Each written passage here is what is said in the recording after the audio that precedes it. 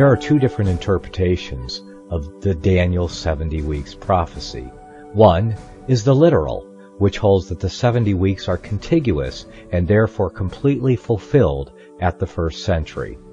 The more popular is the Futurist View of the left behind fame, which holds that the 70 weeks are contiguous except for the last or the 70th week, which is preceded by an interval or gap of an undetermined amount of time.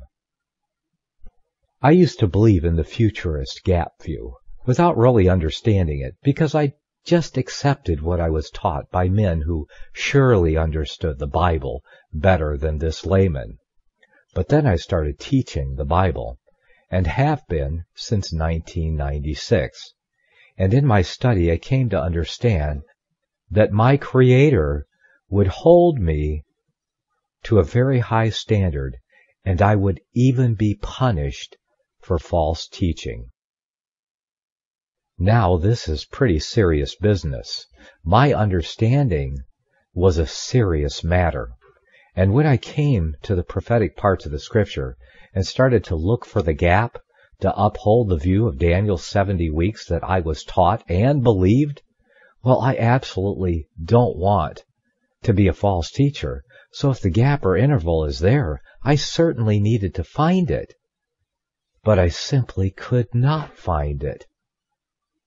So I started to investigate the idea that the 70 weeks are contiguous, and to my surprise, I had to admit that the literal view was absolutely viable, and to this day I have not been able to exclude it by the Scripture itself.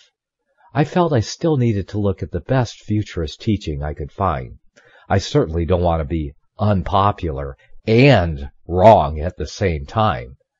Notwithstanding the stigma of being a false teacher, I came to grasp the implications and difference of those two views and just how important the conclusion of this debate really is. What follows is an investigation into the core teaching of futurism, and I chose Chuck Missler because he is supposed to be the very best. The entire futurist eschatological scheme of events stands or falls on this one question. This could prove to be a very fragile house of cards indeed. Verse 25, the second of the four verses, talks about 69 weeks of years. We'll look at that carefully in a minute. Then there's an interval in verse 26, and then there's the 70th week in verse 27. One of the things to keep you from getting confused is to recognize that the 69 weeks are embraced in verse 25, but there's one left to talk about, the so-called 70th week. It's not talked about until verse 27. Verse 26 deals with some issues that occur after the 69, but before the 70th. Now wait just a minute here, Chuck. You wouldn't want me to take your word for it. Let's take a look at the text itself. And after 62 weeks shall Messiah be cut off, but not for himself, and the people of the prince that shall come shall destroy the city and the sanctuary, and the end thereof shall be with a flood, and unto the end of the war desolations are determined. I see the after the 69 weeks, but I don't see anything like the before the 70th week that Chuck inserts here. Because the plain text seems to be worded very precisely so that everything listed must happen after the 69th week, but not necessarily within the 70 weeks, I'm going to presume that the 7 years that followed the 69th week was actually the 70th week, unless I can find explicit instruction in the word itself to abandon the literal reading. Perhaps Chuck will reveal this mystery somewhere else in his 4-hour Prophecy 101 dissertation. Let's keep looking. Which is our clue that they're not contiguous. We would naturally think the 70 weeks are contiguous, one right after the other, and they are, except for an interval between the 69th and 70th. And that's not a conjecture. It's expressed in the text, but you need to be sensitive to it. I must be missing something here. Let's take a look at that verse again. He says it's not conjecture. See, after the 62 weeks, yes, that's there. That's after the 69. But I don't see anything in here about the 70th week. Conjecture. The formation or expression of an opinion or theory without sufficient evidence or proof. If there is sufficient evidence for proof of an interval between the 69th and 70th week, it is certainly not in the text of verse 26. Chuck also says it's express in the text, but you need to be sensitive to it. Maybe I don't understand the word express. Let's look it up. Express, adjective, clearly indicated, distinctly stated, definite, explicit, plain. Sorry, Chuck.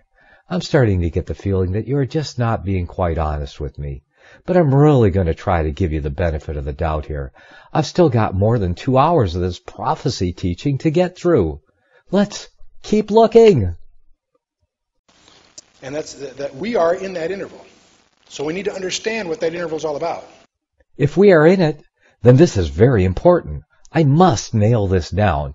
But he drops the explanation here and just moves on as if the issue is settled. This is video 2 of a 4-part series. He does mention the interval or gap one more time in this session. Now, we looked at verse 25. Following verse 25 is another week, but it's not dealt with until verse 27. Between verse 25, which has 7 plus 62, or the 69 weeks, and verse 27, there's an interval, a gap, if you will. And that gap is where we are today. You can almost look at it as if you've ever played with a chess clock. You know, one clock's running, the other one stops, when you play. It's as if Israel's clock stopped and the church's clock started. And Israel's clock won't start again until the church is complete. And we're going to explore that more thoroughly next time. Chuck says we're going to explore that more thoroughly next time. That must mean the next video session. Okay, let's keep looking. Chapter 9. Now, last time we reviewed chapter 9, but to refresh your memory, I'll go through it very quickly. The last 4 verses of Daniel 9. Daniel 9:24 was the scope of the whole thing. Then we explored in detail verse 25, that is the 69 of these 77s of weeks, the 77s of years. And one of the most astonishing passages that you'll want to study carefully if you haven't seen the previous session. Verse 26 deals with an interval after the 69 weeks. The 70th week is the subject of verse 27. So we have 4 verses. The scope, 69 weeks, a gap, an explicit interval between the two, between 69 and the 70th week. The 70th week turns out to be one of the most important aspects of end-time prophecy. If you understand that, everything else will come together. Chuck says the 70th week turns out to be one of the most important aspects of end-time prophecy. If you understand that, everything else will come together. What does Chuck really mean by that statement?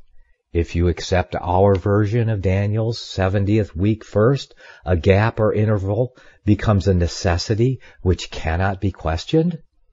Really, a masterful job of mind manipulation. What other conclusion can I come to? After going through the entire 4 hours of his prophecy series, and this is everything he says on the alleged interval or gap. This is supposed to be the best guy on this topic. Apparently, I am just required to accept his word when he says that it is not conjecture and explicit, regardless of the fact that he is unwilling to reveal how he comes to that conclusion out of the Word of God. Sorry, Chuck. You're going to have to do better than this. Is there anyone out there who can do better? Email me at nicholasarthur.info. If I am wrong, and you can show me the gap, please help me out. But until then, consider the following chapter without presupposition. Thank you for your patience.